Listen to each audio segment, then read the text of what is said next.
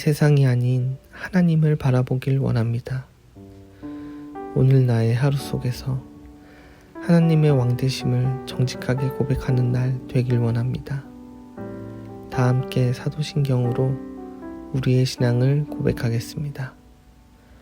전능하사 천지를 만드신 하나님 아버지를 내가 믿사오며 그 외아들 우리 주 예수 그리스도를 믿사오니 이는 성령으로 잉태하사 동정녀 마리아에게 나시고 본디오 빌라도에게 고난을 받으사 십자가에 못 박혀 죽으시고 장사한 지 사흘 만에 죽은 자 가운데서 다시 살아나시며 하늘에 오르사 전능하신 하나님 우편에 앉아 계시다가 저리로서 산자와 죽은 자를 심판하러 오시리라. 성령을 믿사오며 거룩한 공회와 성도가 서로 교통하는 것과 죄를 사하여 주시는 것과 몸이 다시 사는 것과 영원히 사는 것을 믿사옵나이다. 아멘.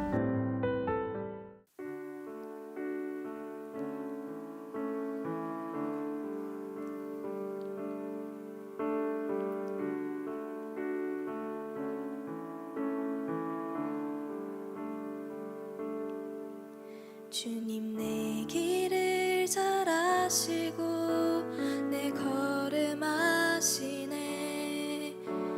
어둠에서 빛을 내시는 그분을 믿네. 무엇으로 주를 섬길지 어디로 가야 할지 헤매이는 나를 아시고 길을 여시네. 주님 내 길을 잘 아시고 내 걸음 아시네. 어둠에서 빛을 내시는 그분을 믿네. 무엇으로 주를 섬길지 어디로 가야 할지 헤매이는 나를 아시고 길을 여시네.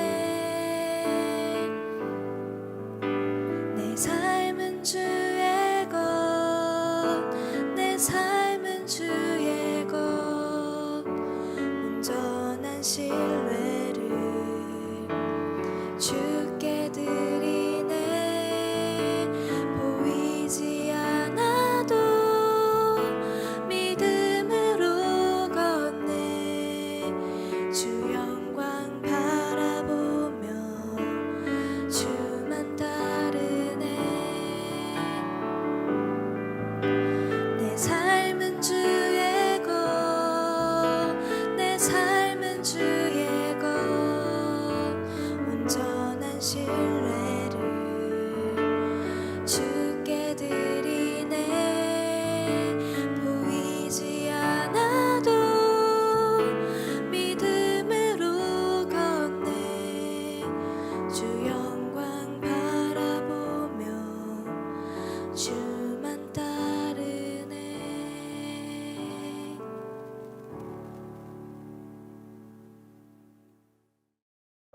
오늘 우리가 함께 나눌 말씀은 고린도전서 10장 14절부터 22절입니다. 그런즉 내 사랑하는 자들아 우상 숭배하는 일을 피하라. 나는 지혜 있는 자들에게 말함과 같이 하노니 너희는 내가 이르는 말을 스스로 판단하라. 우리가 축복하는 바 축복의 자는 그리스도의 피에 참여함이 아니며 우리가 떼는 떡은 그리스도의 몸에 참여함이 아니냐. 떡이 하나요 많은 우리가 한 몸이니 이는 우리가 다 한 떡에 참여함이라. 육신을 따라 난 이스라엘을 보라. 제물을 먹는 자들이 제단에 참여하는 자들이 아니냐. 그런즉 내가 무엇을 말하느냐. 우상의 제물은 무엇이며 우상은 무엇이냐. 무릇 이방인이 제사하는 것은 귀신에게 하는 것이요 하나님께 제사하는 것이 아니니 나는 너희가 귀신과 교제하는 자가 되기를 원하지 아니하노라. 너희가 주의 잔과 귀신의 잔을 겸하여 마시지 못하고 주의 식탁과 귀신의 식탁에 겸하여 참여하지 못하리라. 그러면 우리가 주를 노여하시게 하겠느냐? 우리가 주보다 강한 자냐? 아멘. 반갑습니다. 오늘 고린도전서 10장 13절부터 22절을 중심으로 신실이라는 주제의 말씀을 함께 나누겠습니다. 오늘 본문에서 바울은 아주 유명한 구절로 시작합니다. 13절입니다. 사람이 감당할 시험 밖에는 너희가 당한 것이 없나니 오직 하나님은 미쁘사 너희가 감당하지 못할 시험 당함을 허락하지 아니하시고 시험 당할 쯤에 또한 피할 길을 내사 너희로 능히 감당하게 하시느니라. 그런데 사실 개역개정에서는 조금 뭉뚱그려서 번역된 면이 있는데 사실 이 13절에는 누구나 겪는 시험 외에 이런 의미가 맨 앞에 담겨 있습니다. 그래서 13절을 더 정확하게 번역을 하면 누구나 겪는 시험 외에 그리스도인이라고 해서 더 특별하게 고난을 당하게 되는 것은 아니다, 이렇게 돼 있습니다. 그러면서 하나님은 미쁘사 이렇게 말하는데요, 이거는 하나님의 신실하심에 대해서 소개하는 겁니다. 미쁘다는 말은 신실하다 이런 의미입니다. 하나님께서 성도들에 대해서 얼마나 신실하신지 우리가 감당할 수 있는 능력보다 더 큰 시험이 오면 그냥 그것을 당하도록 놔두지 않는다는 말입니다. 사람이 견디기 어려운 시험이 오게 되면 반드시 피할 길을 내셔서 능히 감당하게 하신다고 말씀을 하십니다. 이 모든 것들이 듣기에 너무 좋고 그저 감사한 구절입니다. 그런데 이 구절은 그냥 좋다, 감사하다 이렇게 끝날 수는 없는 구절입니다. 무슨 말인가 하면 그래서 어떻게 하라는 건지를 우리가 잘 생각을 해야 되는 거죠. 여러분, 성경은 하나님의 말씀입니다. 성경은 단지 교훈을 깨닫게 하는 어떤 도덕책이라거나 또는 가슴을 따뜻하게 위로하는 어떤 노래가 아닙니다. 성경은 우리에게 분명하고도 정확하게 지금 우리가 있는 바로 그 자리에서 무언가를 지시하시고 지침을 주고 말씀을 주는 하나님의 말씀입니다. 그래서 말씀 경자를 써서 성경이라고 부르는 거죠. 그래서 조금 생각 없이 성서 혹은 어떤 책 이렇게 말하는 거는 성경을 아주 깎아내리는 말입니다. 하나님께서 13절을 우리에게 주시는데 이 말씀을 붙잡고 우리가 가야 될 분명한 지점이 있다는 거거든요. 자, 13절에서 뭐라고 말씀하십니까? 하나님은 신실하시다. 그래서 너희가 어떤 시험을 당해도 너희가 이길 수 없는 시험을 주지 않는다. 하나님의 신실하심이 얼마나 강력한가 하면 심지어 너희가 이길 수 없을 것 같은 시험이 오면 하나님께서 반드시 피할 길이라도 주셔서 너희로 하여금 시험에 지지 않게 하신다는 겁니다. 그런데 핵심은 이겁니다. 시험에 지지 않는 게 핵심이 아니고요. 능히 감당할 수 있게 하신다 해서 감당함, 이게 오늘 본문의 핵심인 겁니다. 그래서 어떻게 하라는 거라고요? 두려워하지 말고 오늘 우리에게 주신 바로 지금의 시간, 오늘의 정황, 오늘의 모든 상황 속을 믿음을 가지고 들어가라는 거죠. 그게 감당입니다. 피할 길을 찾아서 돌아다니지 말라는 겁니다. 피할 길은 하나님이 알아서 주시거든요. 그러니까 가장 지혜 없는 기도가 어떤 기도일까요? 주님, 너무 힘듭니다. 분명히 이기지 못할 시험을 주시지 않는다고 하지 않았습니까? 나는 왜 못 이기는 겁니까? 이게 뭡니까? 피할 길을 주십시오. 여러분, 이거는 사실은 지혜가 없는 말입니다. 그럼 뭐라고 기도해야 될까요? 감당하지 못할 시험을 주시는 분이신 것을 제가 잘 압니다. 나에게 이길 힘을 주십시오. 용기를 주십시오. 넉넉히 걸어갈 담대함을 주십시오. 이렇게 기도해야 됩니다. 왜요? 13절을 잘 보시면 한마디로 너는 이길 수 있다 이거거든요. 근데 너는 이길 수 있다는 하나님의 입장에서 하시는 말이고, 그러므로 우리는 뭐죠? 감당해야 되는 거예요. 그 길을 걸어야 된다는 겁니다. 내가 너와 함께 한다. 너는 이긴다. 겁먹지 마라. 그러니까 담대해라. 내가 세상 끝날까지 너와 항상 함께 있을 거다. 그러니까 걸어가라. 씩씩해라. 용감해져라. 겁먹지 마라. 이 말입니다. 하나님께서 내가 붙든다. 내가 너와 함께한다. 그래서 너는 분명히 이긴다라고 말씀을 하셨음에도 불구하고 그저 피할 길을 구하고 있는 게 우리의 전부라면 너 지금 뭐하고 있냐? 내가 너와 함께한다고 하지 않았냐? 하나님이 이렇게 말씀을 하시는 거죠. 그렇게 하나님의 말씀은 우리의 오늘을 비추려고 주시는 겁니다.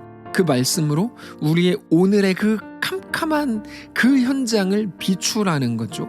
말씀을 붙들고 말씀을 등불 삼아서 우리가 오늘 어떤 스텝을 선택해야 될지 결정하는 겁니다. 우리의 오늘을 사는 거죠. 그 등불이 없으면 무섭고 겁나서 우리는 살 수가 없습니다. 근데 말씀이 있으면 오늘을 어떻게 살아야 되는지 너무나 명확해지는 거죠.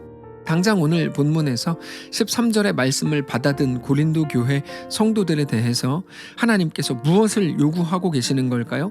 그거는 14절에 나옵니다. 그런즉 내 사랑하는 자들아 우상 숭배하는 일을 피하라. 자, 13절 내가 너와 함께한다. 내가 너 이기지 못할 시험을 주지 않는다. 그러니까 너 감당해라 라고 말씀을 하시면서 14절에서 우상 숭배를 피하라고 말씀하신다면 그게 무슨 말일까요? 그들이 우상 숭배했던 이유는 두려움 때문이었다는 거죠.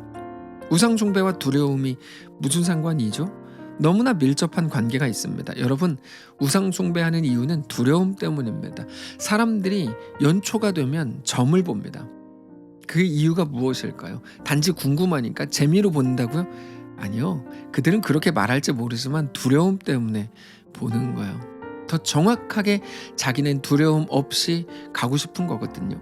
그 두려움이 그들을 그렇게 미신으로 조장하는 거죠. 이스라엘 백성들이 가나안에 들어간 후에 우상 숭배를 했던 이유가 그것 때문입니다. 그들은 더 많은 소출을 원했기 때문이죠. 그런데 정확히 말하면 남들보다 가난한, 남들보다 못 먹는 자기 자신을 볼 용기가 없었기 때문에 못 견디는 거죠. 그들은 400년 동안 노예로 있었고 그 후에 40년 동안에는 광야를 떠도는 유목민으로 살았습니다. 물론 먹을 것은 하늘에서 내렸죠. 그게 만나였습니다. 그러다가 가나안에 들어가니까 이제 농사를 짓고 정착해서 살아야 되는데 한 번도 안 해봤으니까 어떻게 해야 되는지를 모르는 겁니다. 그래서 이미 정착해 있던 사람들에게 물어보니까 바알을 섬겨라. 그러면 바알이 너희한테 풍요롭게 해준다. 이런 식으로 얘기를 한 거예요. 그렇게 우상 숭배가 시작되죠. 그런데 그것과 마찬가지입니다. 지금 이 시대의 우상 숭배도 똑같습니다. 우리 중에 불교인은 한 명도 없습니다. 우리 중에 소를 섬기는 사람도 없고요. 동물 혹은 어떤 달 이런 거 섬기는 사람은 없습니다. 그러나 우리가 우상이라고 생각하지 않는, 이제까지 우상이라고 규정하지 않았던 많은 것들을 우리는 숭배하고 섬기고 그것들 앞에 엎드리고 있습니다. 그런데 우리가 엎드리는 모든 것들, 우리가 우상 숭배하는 모든 이유는 철저히 두려움 때문입니다. 더 얻고 싶은 두려움, 빼앗기고 싶지 않은 두려움, 나만 못나게 될 것 같은 두려움 때문에 우리는 늘 타협을 합니다. 요한계시록에 짐승의 표 666이 나오는데 그거는 짐승의 표이기 때문에 그것을 오른손이나 이마에 받으면 화가 임한다고 말씀을 하십니다. 그 짐승의 표를 가지고 세상이 위협하는 방식은 매매하지 못하게 하는 방식입니다. 매매하지 못하게 하는 것은 두려움을 주는 위협입니다. 너 굶겨 죽일 거야. 너 망하게 할 거야. 너 내가 진짜 죽여버릴 거야. 여러분, 이게 세상이 우리에게 주는 위협입니다. 무섭죠. 근데 사실 어떻게 보면 굉장히 단순한 겁니다.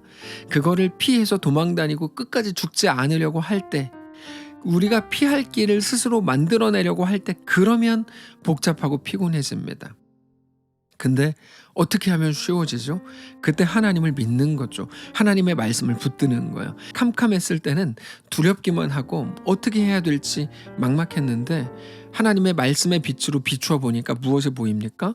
그냥 가도 되는구나.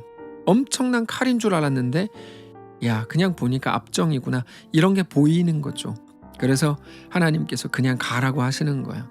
두려워하지 말라고 하시는 거죠. 너 거기 가도 안 죽는다 이 말이에요. 아니, 진짜 죽을 것 같은데요? 가봐라. 그러다가 진짜 죽으면요, 내가 너 피할 길을 낸다. 아니, 네가 거기서 죽으면 순교자의 반열에 올려준다. 너 죽어도 죽는 거 아니다. 너 죽어도 산다. 여러분, 하나님께서 우리에게 주시는 가장 강력한 피할 길은 부활이죠. 예수 그리스도께서 부활의 첫 열매가 되셨고 우리도 모두가 그 길을 가게 될 겁니다. 더 이상 강력한 피할 길이라고 하는 건 누구도 만들어낼 수 없는 거죠. 그럼에도 마치 내가 우상 숭배하지 않으면, 내가 신앙을 지키면, 내가 주일에 교회를 가면, 내가 성도로 살면, 내가 11조를 하면, 내가 하나님께 내 시간을 드리면 마치 나는 바보가 되고 나는 망하고 나는 죽고 나만 억울해지고 나만 어려워지고 나만 바보가 되는 줄 알았는데, 이런 불신앙은 도대체 어디서 시작되는 거냐는 거죠. 근데 그 불신앙으로 꽉 사로잡혀서 아무것도 못해요. 매일 무섭고 두렵고 머뭇거립니다. 그거 아니라는 거예요. 하나님께서 머뭇거리지 말고 우상 숭배하는 일을 피하라 말씀을 하시는 거죠. 그러면 나만 힘들면 어떻게 하라고요? 소리를 지르고 싶습니다. 그때 하나님의 대답이 무엇입니까? 내가 너와 함께 한다. 하나님은 신실한 하나님이다. 하나님이 결국 너를 승리하게 하실 거다.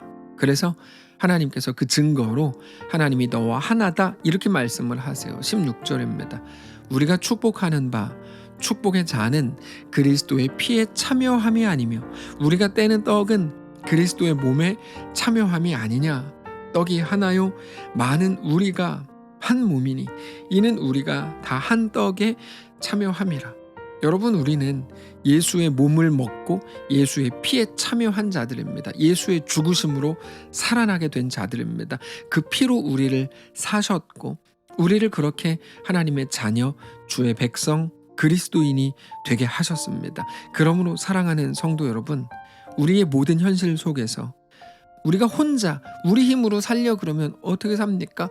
그러나 하나님이 말씀을 주셨잖아요. 내가 너와 함께 한다. 그 말씀을 붙들고 오늘도 여전히 신실하실 우리 하나님을 믿음으로 바라보시기를 바랍니다. 신실하신 우리 하나님이 우리 앞에 있는 모든 상황과 삶의 현실 속에서 우리를 붙드실 겁니다. 그러므로 피할 길을 찾아다니지 마시고 다만 하나님을 믿음으로 당당하게 세상에 맞서십시오. 우리를 위해 그 아들을 십자가에 내어주신 우리 하나님께서 우리의 삶을 붙드시고 우리에게 결국 승리를 주실 겁니다.